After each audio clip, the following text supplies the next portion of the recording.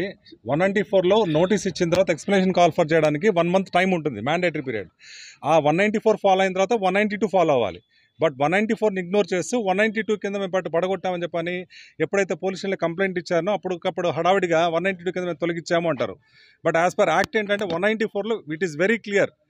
Once ఒక notice ఇచ్చిన తర్వాత 1 మంత్ మ్యాండేటరీ పీరియడ్లో తన దగ్గర నుంచి ఎక్స్ప్లెనేషన్ తీసుకొని ఫైనల్ ఆర్డర్ ఇవ్వాలి, ఆపర్చునిటీ ఇవ్వాలి.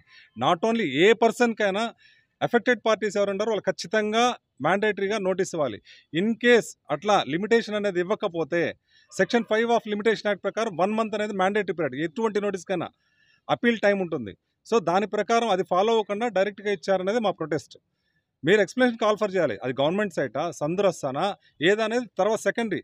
వాళ్ళ డాక్యుమెంట్స్ వీళ్ళ డాక్యుమెంట్స్ పరిశీలించాలి. కానీ వన్ సైడెడ్గా తీసుకొచ్చి ఆదివారం పూట రికార్డ్స్ ఎటువంటి ఇంటిమేషన్ లేకుండా, ముందస్తు ఇన్ఫర్మేషన్ లేకుండా పగలగొట్టడం అనేది ఖండిస్తున్నాం.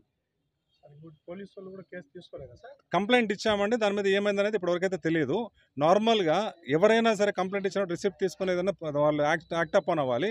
బట్ మేము చేసిన తర్వాత మేము చూస్తామండి, పిలిపిస్తామన్నారు, ఇటువంటిది పట్టించుకోలేదని చెప్పనేసి కూడా దాన్ని కూడా ఖండిస్తాం.